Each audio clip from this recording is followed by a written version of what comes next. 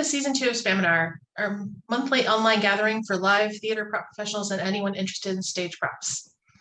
I'm Karen Robbie Vance, SPAM member and associate prop manager at the Geffen Playhouse in Los Angeles.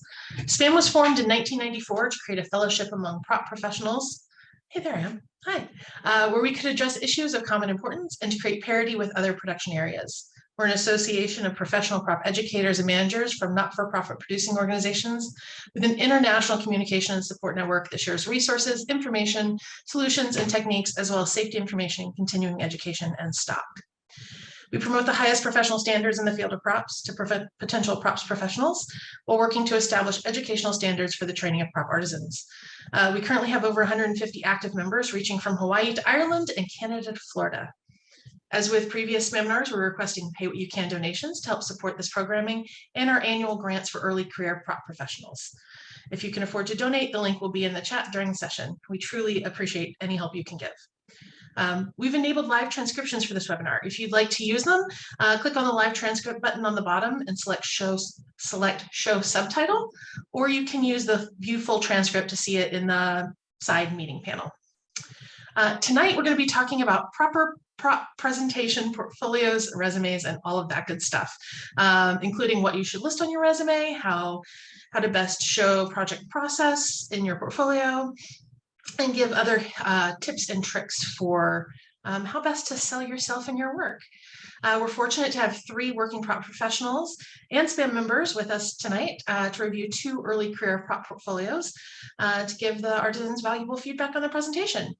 Joining us tonight are Ben Hohman, he's the prop director at Utah Shakespeare Festival, Binky Donley, the properties director at Krannert Center for the Performing Arts, and the chair for the Properties Design and Management MFA program at the University of Illinois Urbana-Champaign, and Jessica Rosenlieb, prop shop supervisor at the Cleveland Playhouse. As I said, I'm Karen. I'll be your moderator for the evening. If you have questions, pop them into the chat. I'll pose them to our panel after the presentations during the Q&A portion. And be sure to stay to the end to hear about our upcoming seminars and other ways you can interact and learn from our membership. With that, let's get started. Ben? As Karen said, my name is Ben Hohman. I'm with the Utah Shakespeare Festival. Over my 29 years at the festival, I have hired over 200 employees and seen probably over 1,000 portfolios. So I'm happy to be here tonight to look at some portfolios and give you guys some tips and tricks for the future. Jessica? Hi, my name is Jess. I am the prop shop supervisor at the Cleveland Playhouse. Unlike Ben, I I would consider myself early career prop master. So not that long ago, I was making my own artisan resume and portfolio. And I also am going to be representing kind of the regional theater eye of our panel. Binky. Hi, I'm Binky Donley. I'm the properties director at the Carpentry Center for the Performing Arts at the University of Illinois, Urbana-Champaign. It's like the longest title. I also run the MFA program here for the Department of Theater at the University of Illinois. I've been teaching for a long time. I'm not keeping count like Ben is, but I've been to URTAS and SETC, and I've interviewed countless number of students. I've seen a lot of portfolios in my day, both physical and online. And so I'm happy to be part of this panel this evening. Awesome. And we have 2 young professionals with us tonight who are going to show their work. They're going to have about 10 minutes to present. They're going to introduce themselves first, and we'll jump right into the first one. We'll start with Camille. Hi, I'm Camille. I am a 4th year theater arts major at the theater school at DePaul University, and I have been working in the prop shop at the theater school under Amy Peter for 3 years. Awesome. And Rowan. Hey everybody, I'm Rowan. I'm a recent graduate from DePaul. I was also working with Camille in the prop shop with Amy for 3 years. Recently what a lot of I've been doing is in Chicago doing props design and supervision around the city, doing like carpentry work and overhire electricians work, and just trying to get it all in there. So yeah. Awesome. So for those of you that join us, what we're going to do is Camille is going to share a screen, and she's got about 10 minutes to present some of her work. And then Camille's pronouns are they, them. Oh, thank you. They'll present their work. And then Jessica, Binky, and I will each give about 2 or 3 minutes of response to Camille.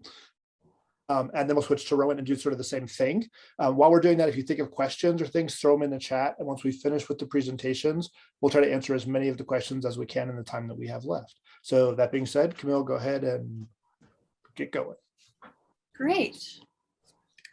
So here is my front page. I do use the professional name of Camille Toshiko. So I did use this for a grad school application. So I do have my full name in the corner available so that they could know that it was me that they were looking at. I also designate that I'm a props artisan and environmentalist, as those are very important areas to me. I have a small mission statement of I teach and inspire those around me within the reach of intersectionality, sustainability, and accessibility, while setting aside time each day to learn and continue sharing my growing knowledge to promote how much I love to learn and teach. Scrolling down, you can see a couple of my favorite images, just things to show right away. Yes, these are prop images, and each of them has a find more images under this tab. So let's go look for the tabs.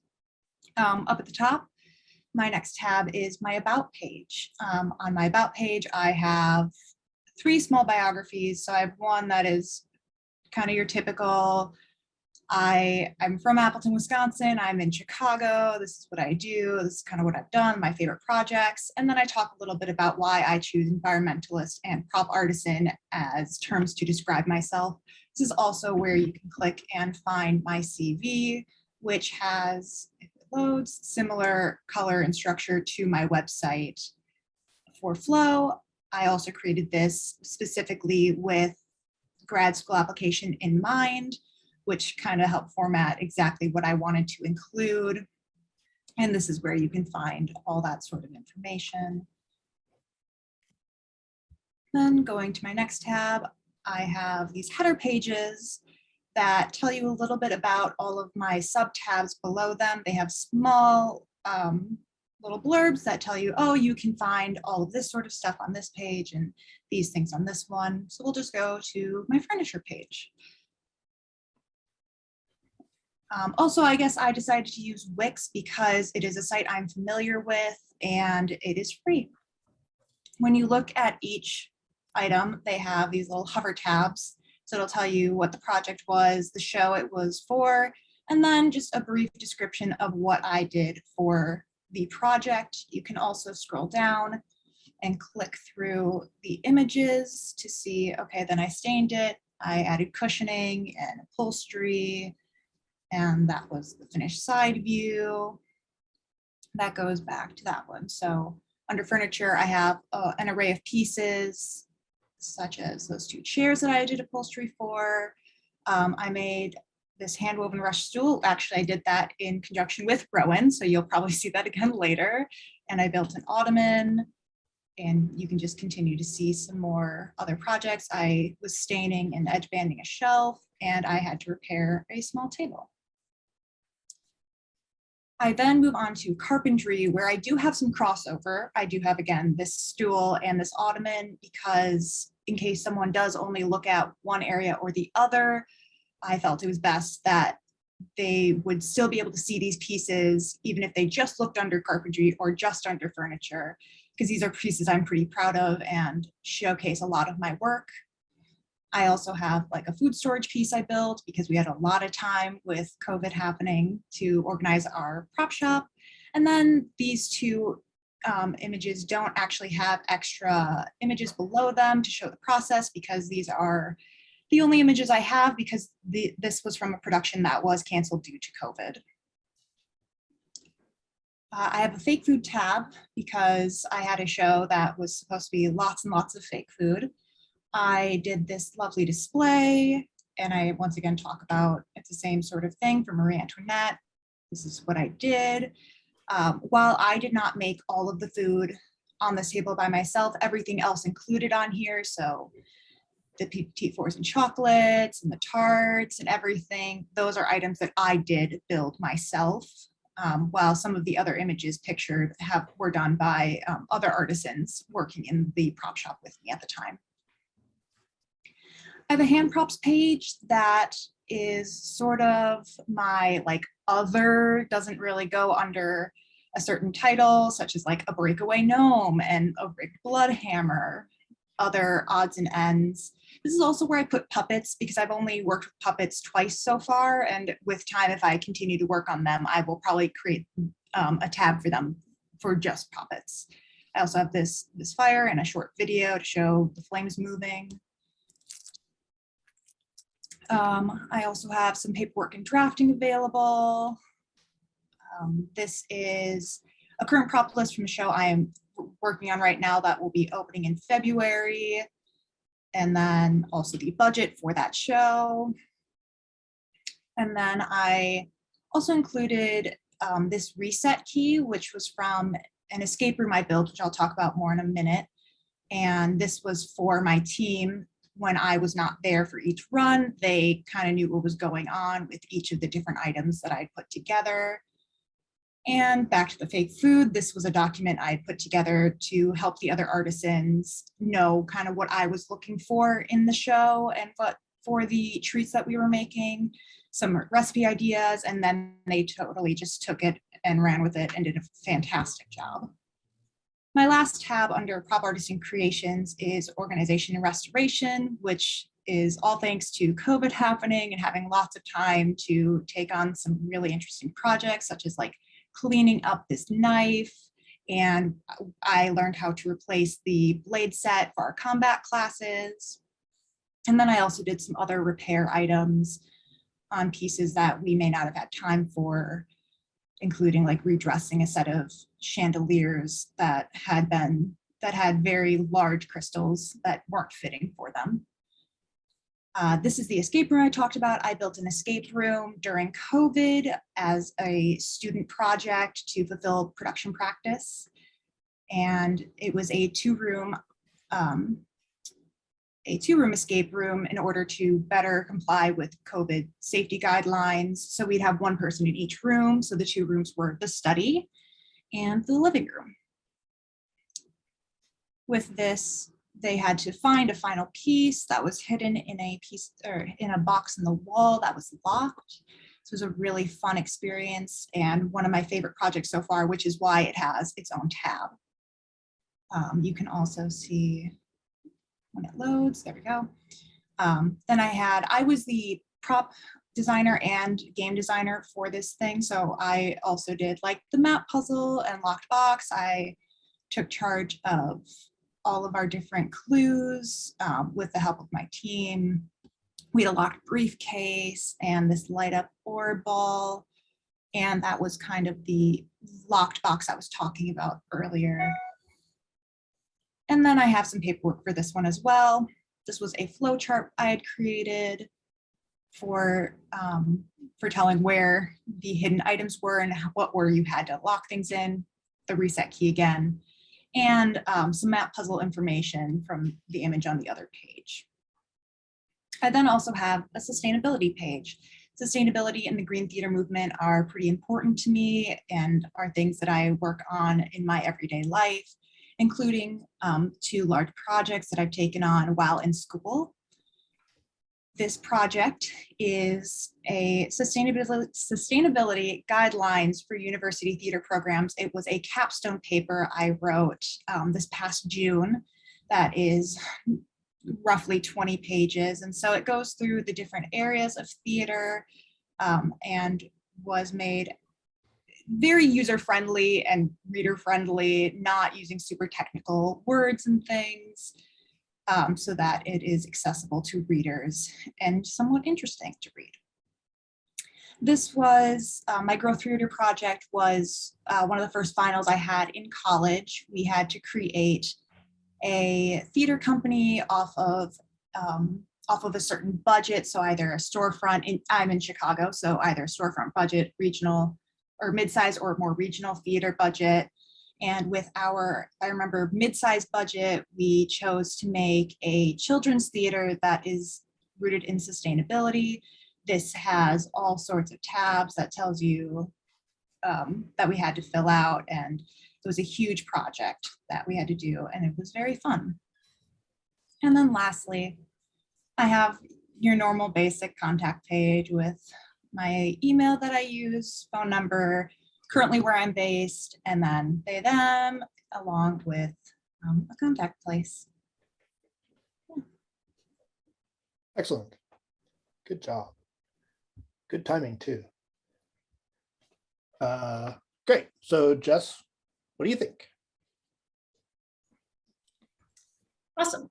Hi, thank you so much for sharing your portfolio with us. I also use Wix. For those of you out there looking for a portfolio, you can do it for free. It has a bunch of like different templates and stuff that you can start with. It's pretty easy to put together one. So I think that's a good place to start for a lot of people if you're looking for a website to start a portfolio. I appreciate that you put your pronouns on your website. That's something that I am looking for now when I'm starting to hire, because if I'm going to reach out to somebody, I want to know how they want to be referenced. So that is definitely something I look for now when I'm looking at people's websites. Obviously, if people don't, if they're comfortable sharing their pronouns. I love that your prop section was broken down into categories, because when I'm going to look at someone's website, I know I need to fill a certain gap with who I'm hiring for. So if I'm like, I am looking for someone who's really good at furniture, I'm going to go to your furniture section first, and I'm going to check that out. And it makes it really easy for me to find what I'm looking for. But I do think that you're like, the way that your process photos laid out were a little bit clunky for me to like navigate through when I was looking through it earlier. So I wonder if there's a better way to do that. Like maybe if you just have one photo and then when you click on that, you go through your process photos or something. When I was looking through it earlier, it was a little bit hard for me to like, I don't know, that just didn't work for me super great. And I would also love to see a better like title plate for your shows. So like if, this chair was in this show, I want to see the show title. I want to see where it produced. I want to see the year. I want to see the scenic designer. I want to see all of that information really clearly with that. And if it was a COVID project, that's totally cool. I just like want to know what it is. Am I doing on time, Ben? Is that good? Is that good feedback? Yeah, you're good. Okay.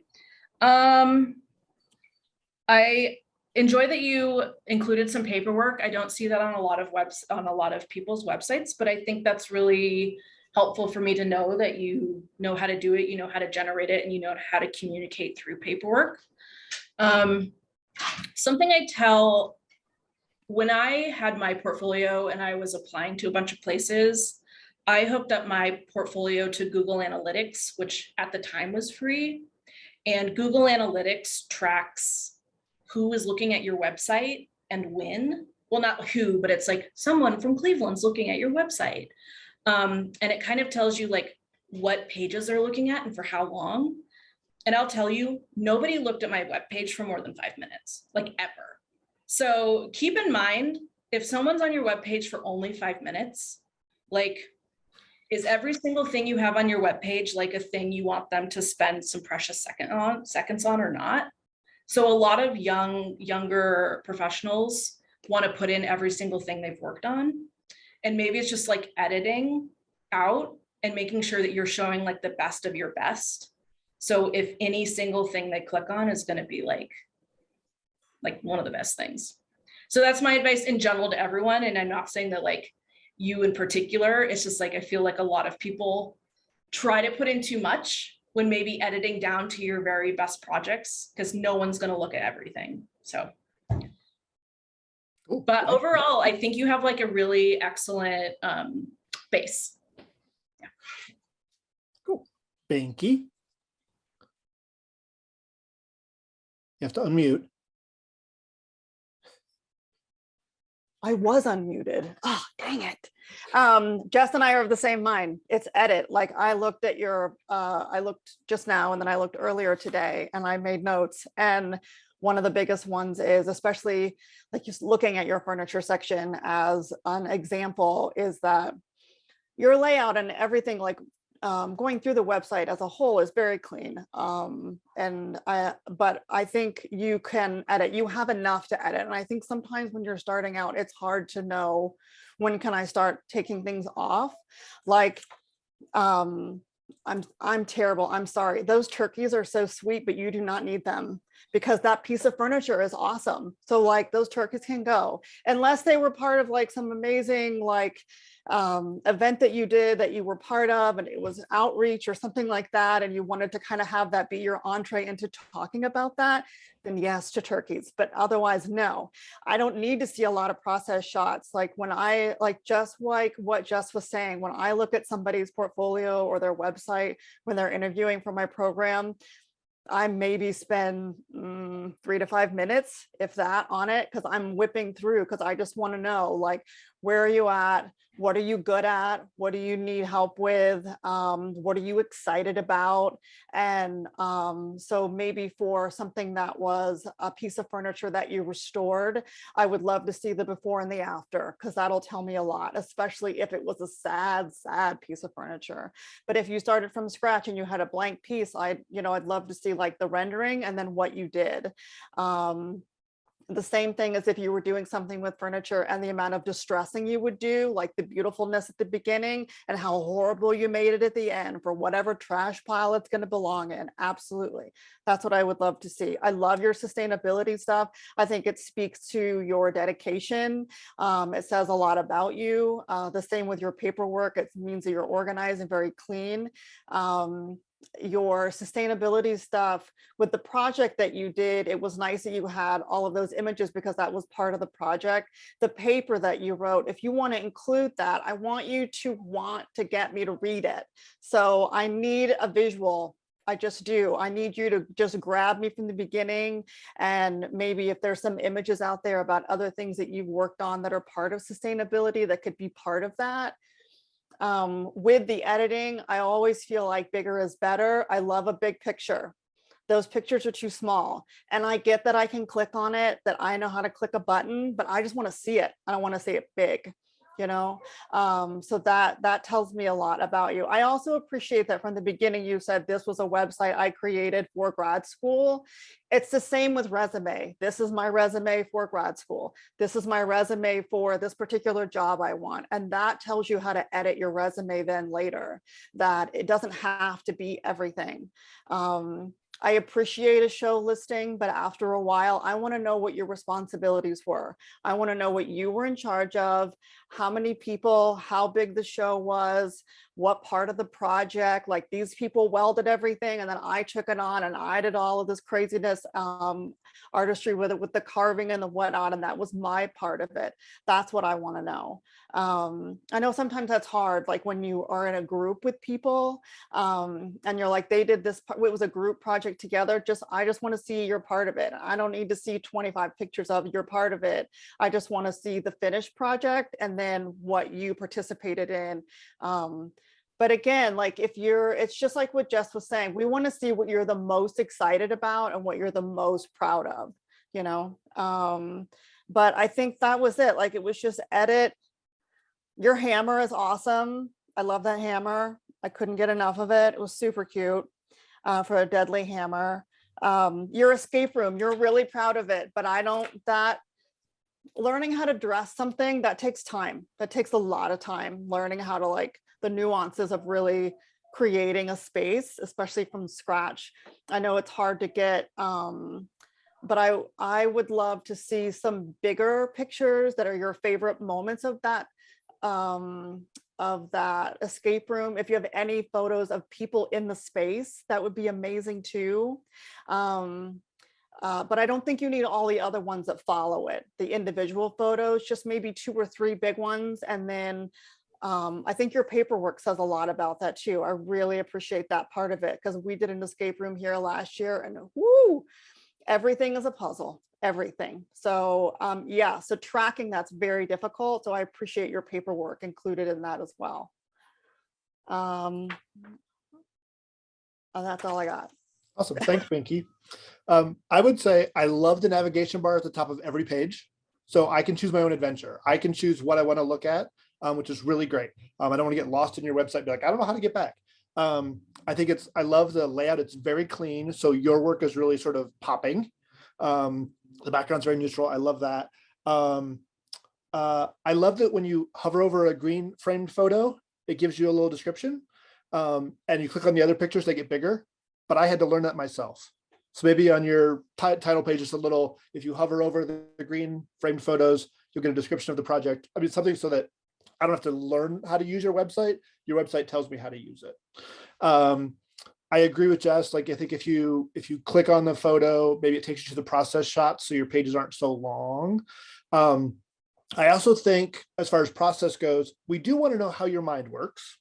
So having process is good, but pick like the most complicated furniture piece you've built from scratch and show us that whole process. And you don't need process on the other ones.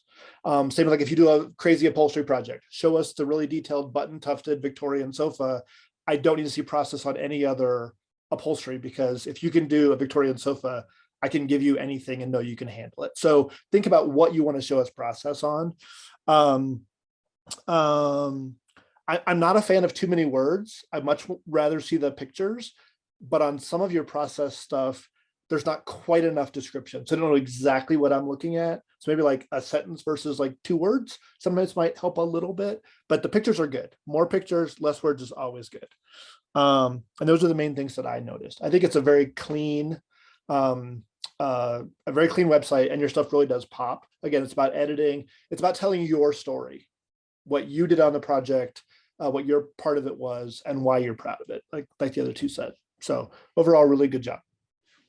Great, thank you so much. No problem. Remind everybody, please put questions in the chat, and we're going to jump over to Rowan and present, and then we'll go through the same thing. Thank you so much, Camille. Thank you. Yes, thanks. Hello, everybody. I'm gonna set this up to share. Can you see? Oops. Can everybody see that? Is that working out? Yes, Yep. we're good. Okay, wonderful. So I'm gonna hop right into it and move this bar out of the way. So this is my website, rowindo.com. My kind of landing site here has my little logo here with Rowindo design and some of the highlighted photos that I wanted to show. So like things that have like, I tried to make sure it has a good variety of what I've done. So this is a film. These are some of the like on stage projects I've done. All these are somewhere else on my website as well. This is like a hand prop that I did and some of my own illustration. Since my illustration is something that I like to highlight on my website as well as another skill that I have and other things that I do. My portfolio is aimed towards my professional portfolio, so services I can give to other people. So whether that be doing prop design, whether it be doing like art direction for film, as I've done some production designing, or whether it be doing like commissions or some other sort of artwork. So from my website here, it also has my email right on front on all the pages. It has a link to my Instagram and my Facebook, different contact forms here. I don't like having personally my phone number out here since it's my personal phone number. But I do have a contact form over here that ultimately when you get through, if you want to talk about things, what you're looking for, it's there on the website. So going from the homepage, I have the rest of my tabs, which have all my design tabs here. So if you click to design, you can go through all the different sections, the 3D props, the paper props, the metalworking, draftings, and paperwork. And mine is kind of split into the difference between theater and film, since that's a lot of what I did in college. I have a minor in film. And so all of this is kind of more focused on that kind of theater realm. So my favorite section personally is my 3D props. This is kind of all the big realm of things that I've done. What we dubbed SAS Couch, which was during COVID, all of our shows got shut down. So I reupholstered a couch from this Pegasus wing, and then kind of the different sections of other upholstery projects that I've done. This or the puppet. All of these different, this is a different hand puppet. Some of the things I like to have on here are like with this guy, if they were realized, having to show photos of them in the space so you have that context of what they look like, as well as those closer process pictures of going through everything and how we got to that point, including like a description here. And just kind of a grand scheme of different things like books or these like candles that were made of hot glue and whatnot. This was for a class. My little top button to get back, which sometimes works apparently. Wow, what you doing here, friend? All right, we're doing great. So we have the film section here as well. Oh man, we have our film section here as well. So my film section, this is structured a little bit differently than my theater section, in addition to the way that the two mediums present. So here I could get wides of shots from the film. So this is actually plastics here. This I won a best production design for, and all of this is included in the description here. But my friend and I kind of took over his apartment and just absolutely obliterated it with plastic. And so with some of these film ones, you know, we took all of these stills that show the different angles of the spaces, because the way you dress film is going to be a little bit different than the way you dress a theater, and how close you are and the types of things you're focusing on in the different shots. So like we had different shots and different angles that we were hitting and how we had to dress the space. That goes in addition to other films I did, where like this is another one that had like different shots of aspects of parts of that I worked on, or that were directly tied to things that I'd done, like making, you know, making this giant creature. Sorry about that, I clicked the wrong thing. Making this giant creature that kind of hung in the background here, or what the crawl space looked like on the inside, as well as, you know, if you click through here, you get like, what did the crawl space look like outside of the picture? What did it look like? All of the process photos for it, the drawings, or what it looked like from the outside and how that was built. So, and then just some other dressings and whatnot. That were films that I did kind of in college, some other miscellaneous stuff that happened here, you know, with like doing some extra makeup design or some other production design here. I'm gonna go back to actually this design process, because when we're looking at all those spaces and the way that kind of dressing comes along, you have 3D props for things you're building. I decided to split up my 3D props, which are more crafts, from my wood and my metalworking sections. So like, one of these, something like this, which was what I made for class, where we had this step stool that was all broken down from scratch, and going through all the different process pictures for how that was kind of built and the different pieces that were made. And this one where we were lucky enough to have photos of it from the production and how it built and it fit into that world. Camille had shown these before. These were our first project we worked on together, actually, which was a lot of fun. And just some of the fun parts of like the learning to do the rush weaving and how we had to do all these angles, and kind of how we had to plan it out to conceptualize all these crazy like 72.4 degrees and 92-degree angles, which were so cruel, so cruel. And then different things like metalworking, things like this had an interesting trick to it, highlighting that in the website. And just kind of being parts of these trees that had interesting design aspects to them. In here also, I do some paper prop stuff. It seems like every show I ends up with a pamphlet or some other sort of something or other. So in here I have some of the pamphlets I made. I just have the one here actually. Some old posters that I'd made to show some of that design work, some newspapers, just that kind of showing off like, yeah, doing different designs. How can you know, take different aspects of nutrition labels and make that look realistic, or like a prayer card, like how are you going to build that so that it seems like it's part of that world. In addition to just some of my drafting stuff from my technical background, these were draftings we did in AutoCAD, going kind of from the most recent and the most complicated things I'd done to some of the less complicated things, but ultimately like this wall that was very, very complex for a show, and then the piece that it was actually attached to, which was this wall back here, which more production photos that we had. The confessional booth, same thing, you know, you have your 3D and your isometric, and then you're going to have actually pictures of it and it in space and how it interacts with the world. And then also, yeah, just some of my paperwork. You have a basic like budgeted list here and kind of what's going on, the total, what's remaining. We have here a props list breaking it down into like, this was for a film, so it was for the different rooms. We kind of split it into what all the dressing was, what all the different aspects were, what the hand props were. And we kind of just had a Game Boy we were working with, so just kind of highlighting that in there. In addition, some production calendars that we were doing for when I was doing master carpentry work earlier in my degree, working through what all needed to get built and being on that technical team. And then I think the last kind of aspects about this are just having some of my artwork up here, which I think is important to my own personal work and my own personal aesthetic. That helps me work with designers in how knowing materials and knowing when we talk to each other, the kinds of ways I see space and I see design and aesthetic, and how that helps me work with people and understanding their design and that kind of understanding that fine art and different mediums too, I think is really, really valuable. And saying that, hey, this is a skill I have. I could do the fine art thing. I could do different things with my hands and with different mediums, and making sure that's clear. And then kind of my about section, little picture of myself. I actually don't have my pronouns on here, which I should add. That is a great idea. And having just kind of my background, where I'm coming from, why I'm here, where everything's coming from.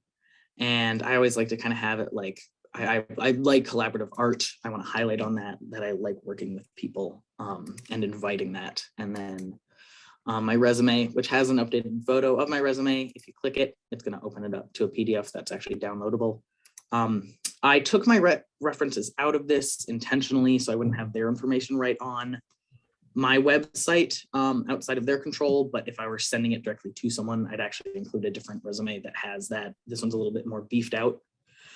And I just kind of had a kind of all-encompassing list of things, of skills that I thought were relevant that I didn't land on my resume, that people could look to and see, things that I felt confident doing, as well as having different, here I have like what I was doing for a role, the theater, the show title, the year, and this was actual work experience where instead of doing like freelance or 1099 work, I'm actually on a payroll. And that was kind of the differentiating factor here, is like who I'm actually working for, including some jobs that weren't theater specific, including furniture medic when I was doing furniture and cabinetry repair. That's highlighting sanding and staining repairs, and the driving, which I thought was important. I could move different vehicles, and working at Blick, which gives you kind of that fine arts knowledge. I heard an alarm. Was that me? That was you. Yep. You're good. Wonderful. So that's it. That's row window design, folks.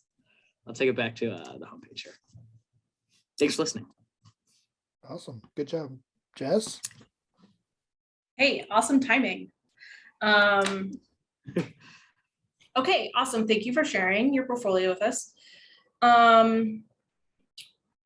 For your splash page, this page we're looking at like right now, I would maybe pick out like 4 pictures you really like the most. I wouldn't do like a scrolling bar. I feel like it's just like a, I don't know. And to be honest, I thought that like film poster was like a headshot or something. I was like, this is like a weird picture for a person to put on their splash page.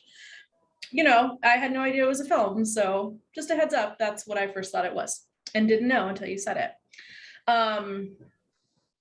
But I really do like the way that you have your, you know, your bar set up at the top. It's really easy for me to navigate and pick out what I want to pick, what I want to look at, and find the skills that I need to see what you have.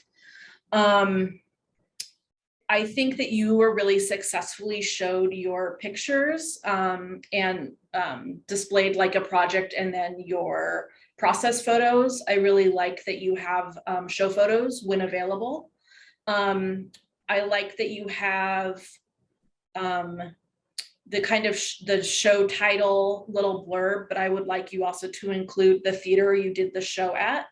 So you have like the show title, but then you don't usually have like the theater. So you could be like DePaul Theater. I also like to see the year. So I can kind of scan around and be like, it's another way for me to see all these places you've looked at, right? Without looking at your resume. The biggest thing with your whole portfolio, too many words. I am not going to read all of those. I'm sorry. Like if I'm spending 5 minutes on each person's portfolio, I like opened up your stuff. And I was like, these are cool pictures. I'm not going to read that. I'm just not. I would much prefer it if you had like a single line or 2 lines, like especially under your film stuff. I was like, oh, look at all this cool production design. I'm sure you explained what was going on. Sorry, my dog is like being annoying. I'm sure you explained what was going on in below, but I would rather you just be like, you know, I dressed all of this plastic in this room, as opposed for me to having to like go down and find it in that paragraph. That's my biggest advice for your whole thing is probably most people aren't going to go read all of that.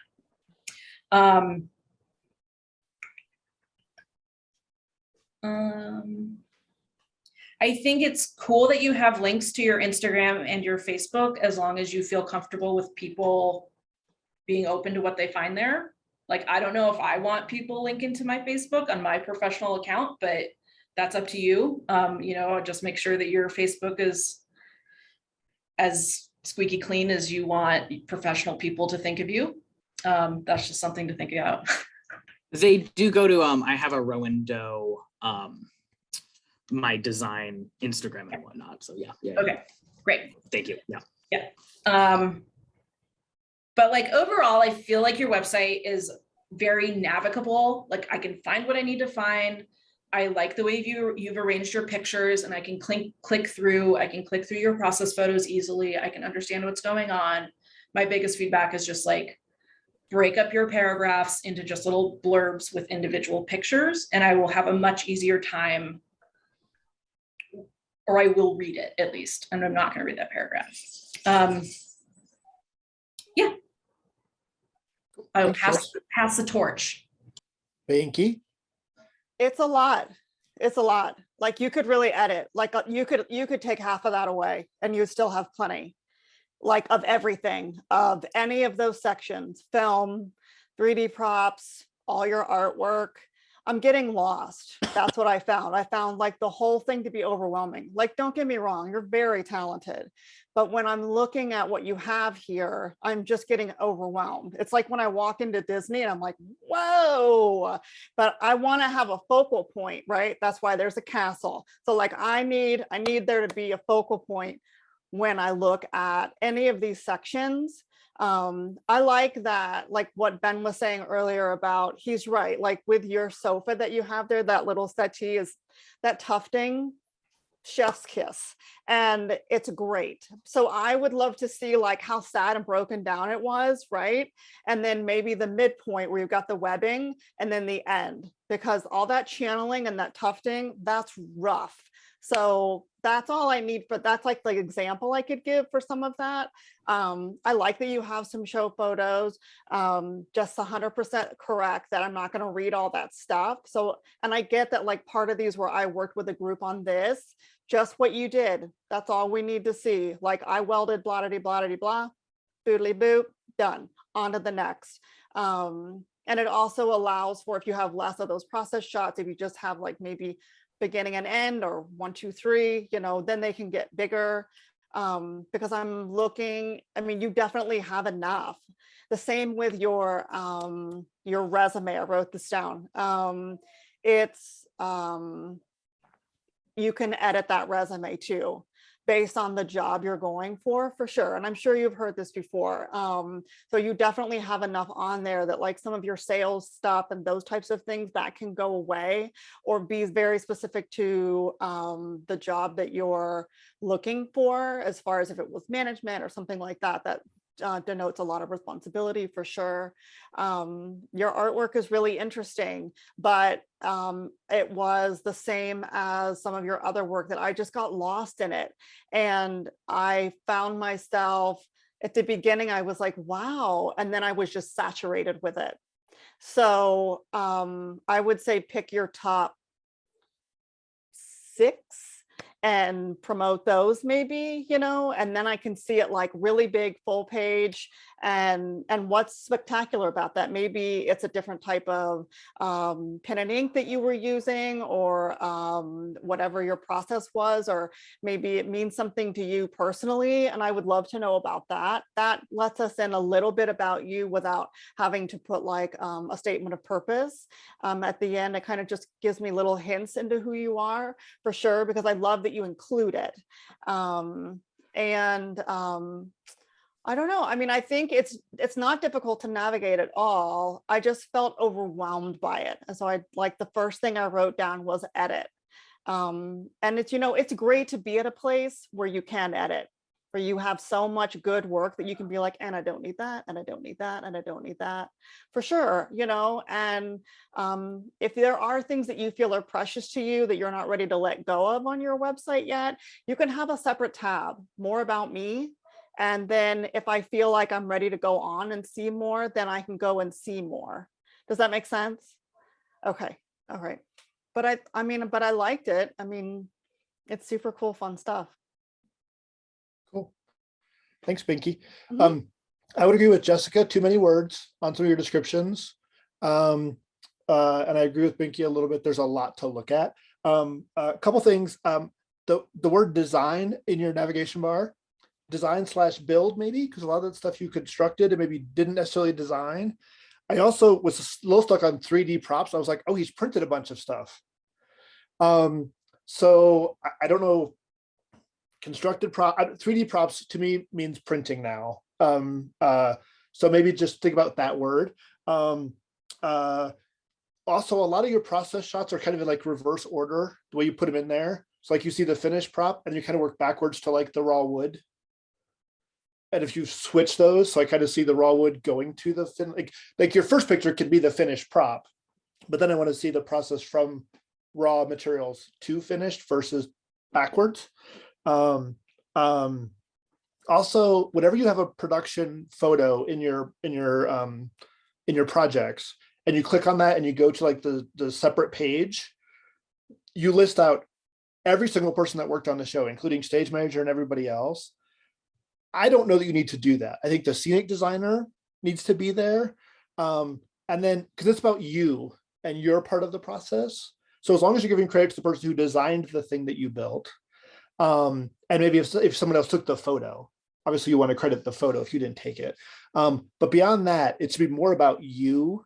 I don't care who the second stage manager was on the show. Like that's not important. Who designed the dragon and the fact that you built the dragon and somebody else took the photo of the dragon is all you really need. Make it a little more about you and your product. You have some great projects. The dragon from She Kills Monsters, that larger dragon sculpture thing that's on your splash page. A couple of your movies, Plastic, and the one with the monster and under the. I mean, you have really great photos. Let the photos tell the story with little descriptions, so we know what you provided and processed. And leave the person looking at your website wanting a little more, so they want to call you and have that interview and ask you a couple questions, and then you can say, "Oh, I have more movies that I've done, or more artwork that I have, or check out my Instagram, or like whatever." But we're gonna spend 5 minutes there, so make sure that we're seeing enough of you in 5 minutes by navigating around your site that we're not that we're getting the full picture of who and what you are. Is basically what I would say. Awesome. Thanks so much for sharing. Thank you, both Roland, of you. so Wow. much. Really great. Yeah, great really stuff. fun stuff. Cool. Now we're going to jump into the question phase. So Karen, if you got some, shoot them at us. I do have some. Should folks still have a physical portfolio, or are we just doing websites now? I think it depends. I had some of my students ask this of me recently, and I just think it depends. I don't think you need a full out paper portfolio anymore, but I think it's nice to have at least, if you're going to interview someplace in person, you never know where that interview is going to take you. So I think if you have some paper images to share, perhaps, or if you've gone to lunch with someone and you don't have your computer with you, or you just don't know. I mean, I think sometimes it's nice to just have something that you could print off and bring with you, but I don't think it has to be necessarily the old tried and true portfolio that some of us had. Yeah, I don't think we need that as much, but I'm always like, just in case, have something ready to go, because you never know, I know that when I was hiring, oftentimes people would send in a PDF portfolio as Yeah. opposed to having a website. How did the three of you feel about that? I think it's okay. I agree with Binky. Having something, there's some really great photos on your phone that you can pull up and people can zoom into or whatever, but having some way to represent yourself, whether it's on your phone, on your iPad, a couple of printed pictures, or a PDF Mhm. thing, it's just make sure that it's clear that you're showing your best work. Highlight at the beginning, highlight at the end, not too much in between, so I can get through it all. But just make sure it's really showing off you to your best aspect, and be ready. Like Binky says, if you go to lunch with somebody, like, oh, do you have anything you can show me? And you don't have your computer with you. Like, do you have, something in your wallet that's just, a business card that has a really cool image on it, like something, so that you're ready at a moment's notice to like put yourself out there. Is my Mhm. opinion. Yeah, I mean, I'm gonna slightly disagree. Like, I think paper portfolios are kind of a thing of the past. But That's it. That's fine. That's fine. I had to make one when I was in college, but I feel like I was kind of I don't know. But like, check and see how your online portfolio looks on a phone, right? Like, Mhm. because if you're somewhere and you unexpectedly are like, oh, this could be an opportunity, and you've never looked at your website on your phone and you pull it up and it's like trash, that's a problem. Mhm. But most of us are going to have our phones on us, and most people are used to looking at things on phones. But I've done interviews where I've just brought in my computer and shown my portfolio on my computer, and I think that's completely acceptable way to do it now. That's me. But No, for sure. I totally agree with you. I know that sometimes, like, I've told people, like Ben was saying, a PDF, like throw some things into a PowerPoint and print it out. That's an easy, clean way to get like 5 or 6 images of something, but I think it's all about whatever works, whatever's going to get you the job, just be ready either way. Yeah. Great. Cool. Should prop folks note if something for a show got covided, Yes. canceled due to COVID? Yes, I think for the next 4 or 5 years, we're going to see a lot of that, especially kids, people who are coming out of school and their cool projects didn't happen.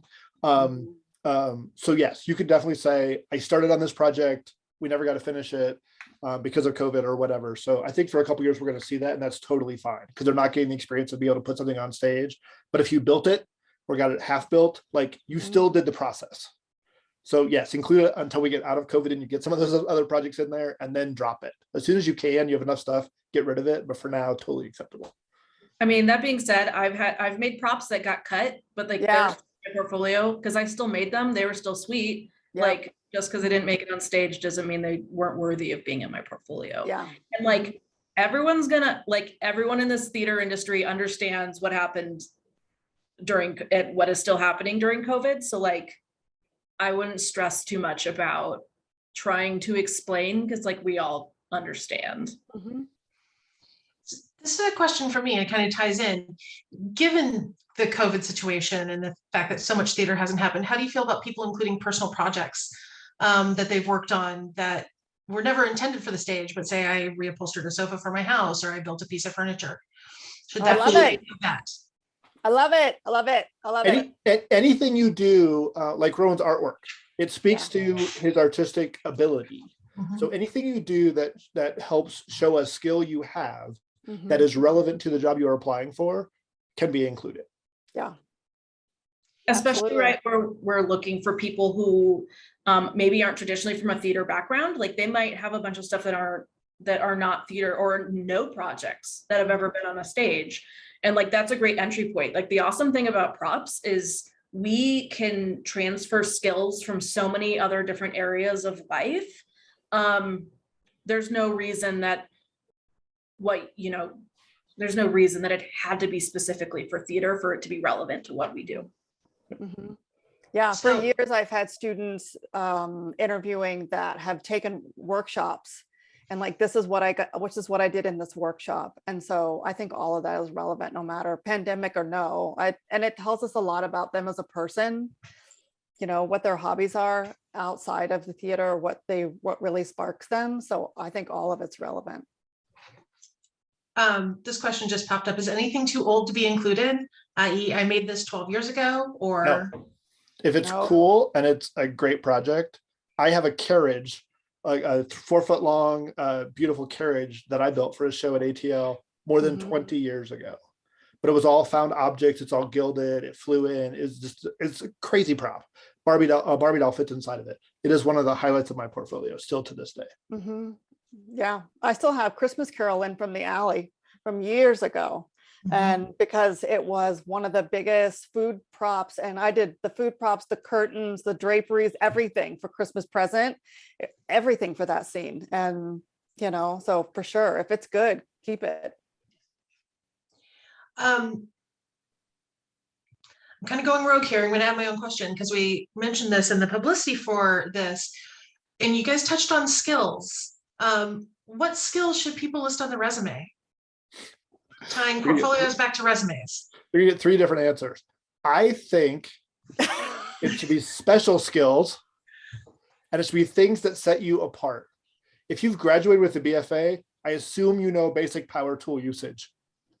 I assume you know basic sewing machine usage. Those are not special skills. An advanced button tufted upholstery skill as an undergrad is a special skill in my mind. So I want things that are going to set them apart, and make me go, oh, they can do that, and they're only 22. Okay, that seems advanced to me. That's my opinion. I think I agree with you. I also think that they should be wary of listing skills that they don't want to do.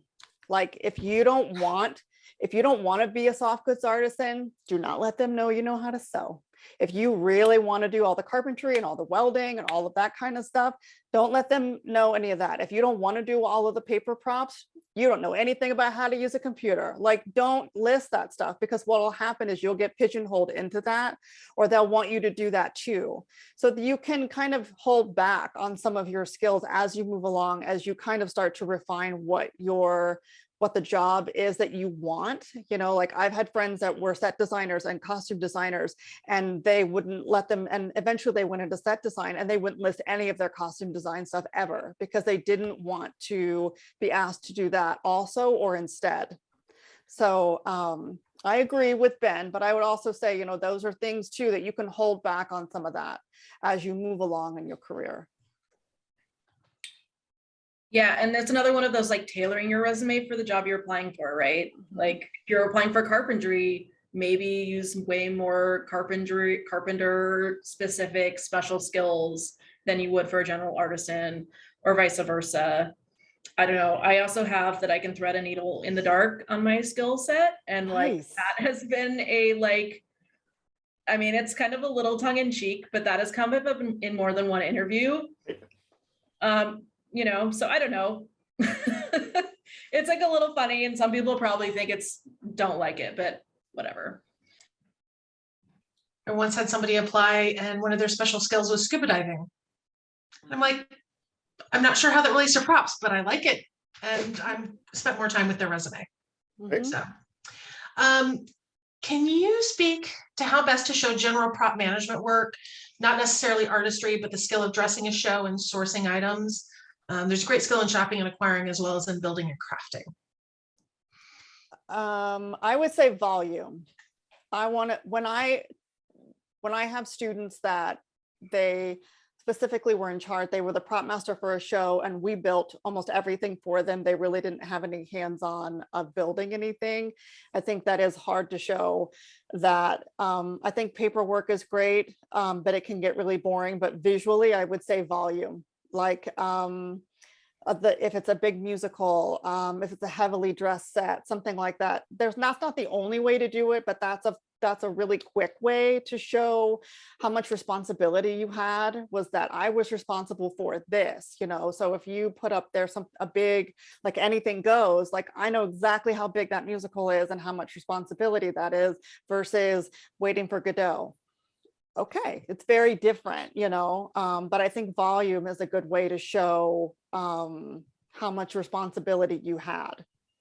Yeah, I think a good production shot of a dressed set, and 2 sentences that say, I was responsible for dressing everything from center stage to stage right. If it's a joint project, especially in school, you're not going to do it all yourself, but I was responsible for all of the dressing over the fireplace, or like whatever. But a good production shot that kind of shows the scope and scale. Because some theaters have a 200 seat black box, some places have a 1,000 seat, opera house, and they're doing the same show. So a production photo is going to go a long way toward telling me like what you like volume, like what you did on that show and what was the scale that you were working in. Agreed. And even when you're like an early career prop master, manager, designer, such whatever, you know, it can be hard when you stop making stuff and start managing, because like you don't get cool pictures anymore of stuff you make because you're not doing it, you're managing teams. But an easy way to show responsibility is to show like a really impressive, beautiful, giant production shot, right? Like I managed the team that created this. And it shows what you can help bring to life. Because paperwork is great, but it is boring. Because part of managing is managing teams, how would you guys feel about seeing, say, a photo of the team working on the show? I love it. I love it. I think we're all trying. We all know we don't get paid enough to do what we do. So we're trying to create a really healthy work environment, a happy work environment. Like I need to love my team and I need them to love me so that we can get a lot of work done and laugh really hard at the same time. So I think a good shot of them working on stage or just a good group shot together, I think that can go a long way, especially if you put part of that in your mission statement or your statement maybe at the beginning of on your web page, you know, just to say what you feel about teamwork and building a team or creating this kind of environment. That says a lot about you and the world that you're creating inside your shop, for sure. I agree. Moving on down the list, if a person is based somewhere, like for example, I'm in LA, should I add if I am or are not willing to move or travel for a job on my website? It wouldn't hurt. I mean, it's one sentence. So, you know, if you're in Chicago and you want to be in Chicago, then you should say, you know, looking for local work, or willing to relocate for the right opportunity, something like that. Just so I don't waste my time spending, oh, this guy's great. Oh, they don't want to leave Chicago and I'm in Utah. Like I've wasted my time. Denise put this in chat and Ben and I both responded, but I'm just going to say this. She wanted to know if 47 is too old to start in props, and absolutely not. I say start anytime. It's the perfect time to start. Time. Yep.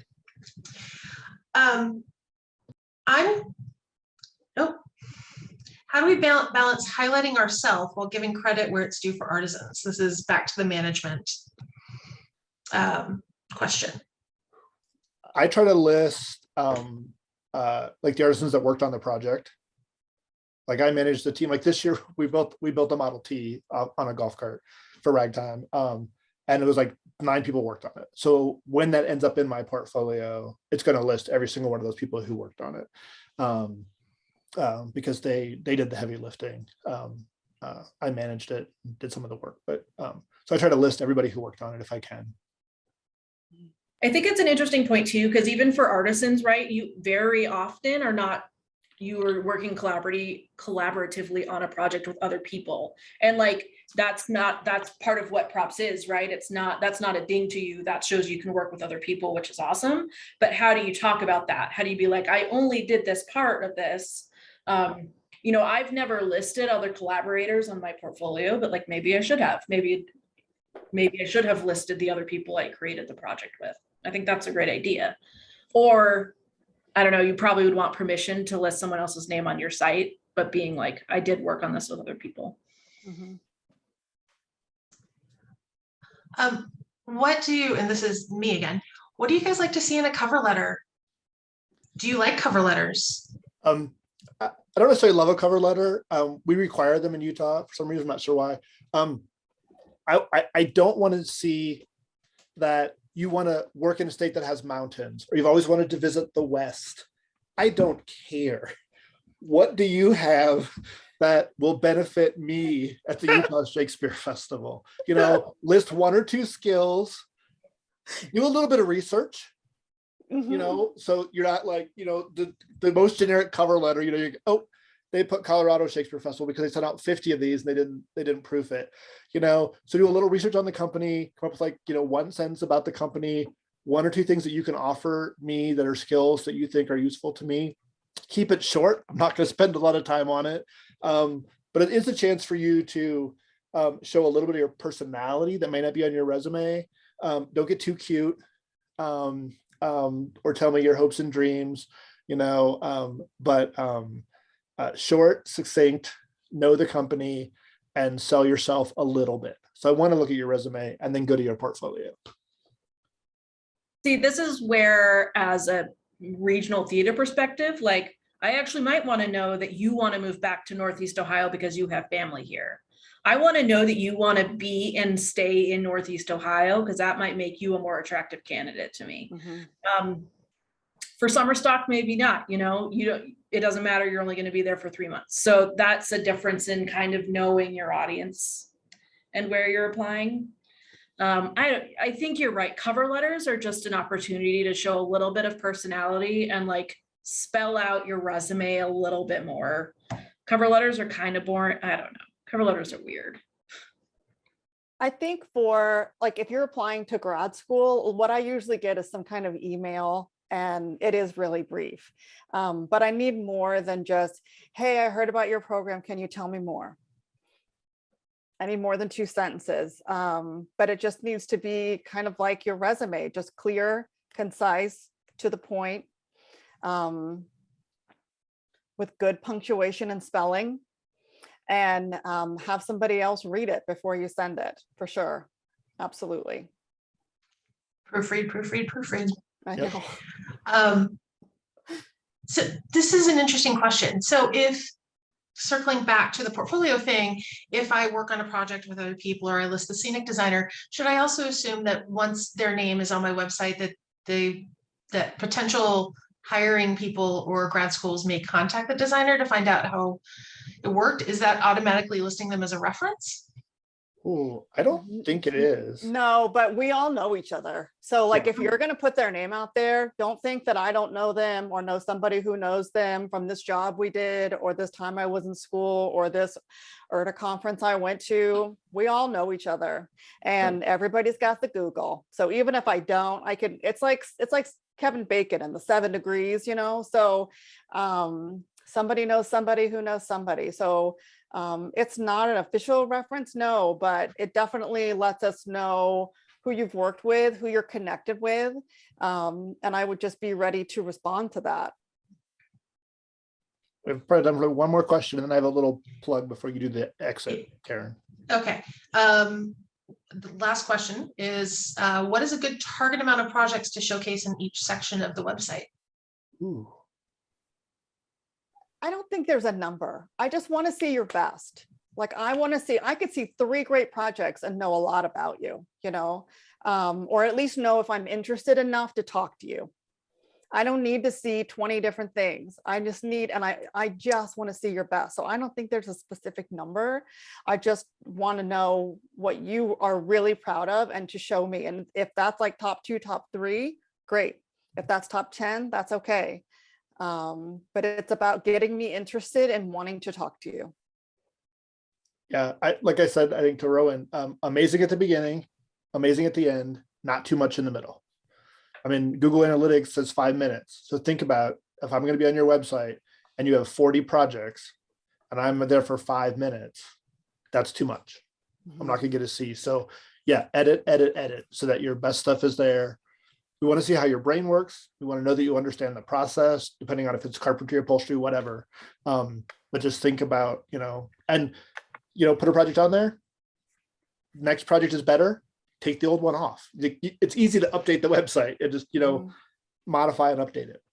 Same with your resume. You don't have to get out a typewriter and type it up anymore. It's all on the computer. You can adjust it for every single job you're applying for. So we had one more question pop up, which is coming from a community theater background, one wears a lot of hats. How do I go about listing that I managed, designed, and built props for a show on my own in your portfolio or resume? You say that, like you say, Ohio Valley Community College or Community Theater, I built, designed, and managed the props for the show. And then in the photos, you say the same thing. Like, Yeah, so like on my resume, after a while, I stopped just having a list of a million shows. I just started saying, I worked at this theater company, and at this theater company, I was the one and only prop person, and I was the prop master, and I made everything for a community theater musical that had, you know, whatever. So instead of just having a laundry list of shows, I just put what my responsibility was at each theater. Mhm. That's how I mine think- is too. Yeah, me too. Awesome. All right. Thank Thanks. you all very, very much. And Ben, you Yeah, have. thanks everybody for coming to this. Just so you know, we didn't get to everything, not nearly everything. We have 5 documents that Karen will send out to everyone who's here tonight with the survey. They are sort of a generic cover letter that talks about like what you should include in a cover letter. There are 2 different documents on recommendations from several different people about portfolios and resumes. Some of it may be contradictory because as you see tonight, all of us have different opinions. There's a lot of good information in there, just as like basic ideas to think about. There's one about what a CV is versus a resume. And I forget what the 5th one is, but all those documents will come to you. And you can use those to improve your stuff as you go. And also, we had a portfolio review, our first ever spam portfolio review in November. And we're going to have another one in late February. So watch for the Facebook group and stuff. We'll get that published here probably in a couple of weeks, but there'll be a sign up. We'll have a limited number of spots.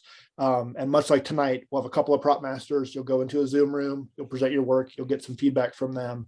And it's a great way to get a little feedback before you go to SETC or USITT or do your summer job searches or stuff like that. So that'll be coming up as well. That's all I have. Karen, take it away. Awesome. Both I and Spam Host just posted a link to those documents Ben was talking about in the chat. So you can either go there or you will be getting an email shortly with the link again. So thank you all for everything, to our 2 artisans for sharing your work. It was really spectacular to see, and to our 3 panelists for reviewing and giving us their info and their thoughts. It's not time to get out your Sharpies and mark your calendars for upcoming Spaminars, or just note it in your phone like I do. On February 20th, Jay Lasnik, professor at Penn State University, will join us to talk about how they built that. He's done a lot of really cool and challenging prop builds at with the Penn State Prop Shop. He'll be sharing those with us. March is TBD, so stay tuned. And then on April 10th, in honor of Earth Day, and this kind of goes back to what Camille was talking about, we'll talk about ways to protect the environment while doing the jobs we love in greening our theater practices. Some of you are probably wondering now, how to become a member of SPAM. If you're a working prop manager, director, supervisor, master, or some similar title in a nonprofit theater, opera company, or an educator who teaches prop classes or prepares students for a career in props. So that's a mouthful. That's a lot. And are interested in joining SPAM, please send our membership committee an email for more information. The email address is membership@propmanagers.org, and that was also posted in the chat earlier. You can find us on Facebook, Instagram, and YouTube. Those links are also in the chat. And thank you again for watching. The Spaminar is produced by the Society of Properties Artisan Managers, with special thanks to a handful of SPAM members who make this happen every month. Thanks for watching. Please keep your suggestions for future Spaminars coming. We want to know what you want to learn about. Thank you so much. We'll see you next time.